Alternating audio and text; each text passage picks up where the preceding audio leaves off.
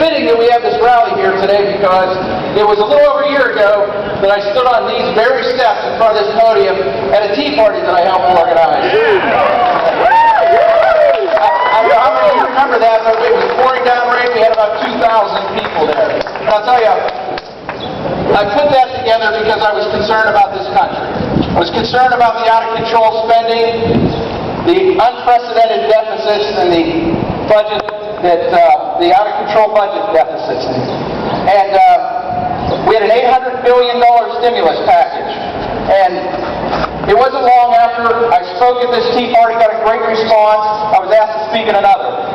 And I was asked to speak at another. And I felt compelled to do more. I was asked to run for Congress. I got in this race because I believe that this country is in a fight for its very life. Yes. I believe that if we don't make major changes quickly, that my children aren't going to have the same opportunities that I had.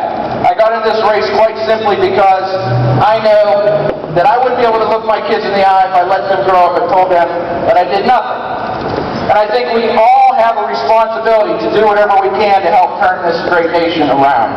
Yeah. You look, our forefathers gave up their lives, they gave up their fortunes to give birth to this great nation. I think the least we can do is give up our time and our energy to save it. And that's what all of you are doing here today.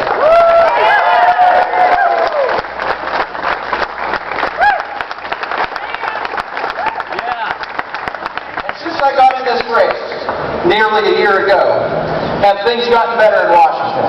No! Government is bigger, deficits are bigger, and Washington is down the same road of bigger, higher taxes, bigger government, and out-of-control spending. That's why this race has now received national attention. This race is literally a referendum on the Obama-Pelosi agenda.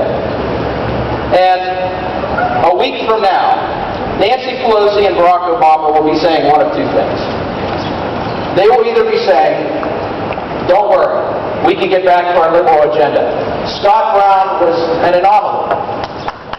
Or, a week from today, they will say, oh my goodness, this conservative movement is for real.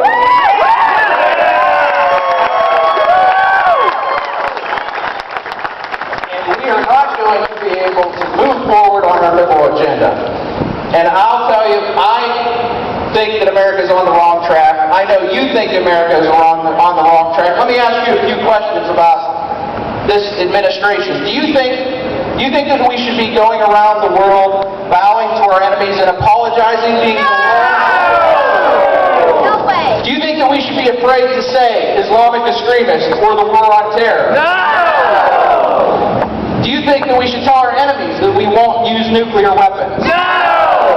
And do you think we should let the government take over the greatest health care system in the world? No! Well, I don't either, but my opponent does. Now, the passing of this health care bill, I believe, was the ultimate insult to the American people. Here we have a bill that Congress didn't write, they didn't read, they didn't understand, and yet they passed it anyway against the will of the people. I believe that this year we will begin to take the steps necessary to take back this country. And I believe that it will start with Scott Brown, and the next step will be May 18th in this election. Because I can tell you, even with all of America's problems, even with all of the challenges we face, I see great reason for hope.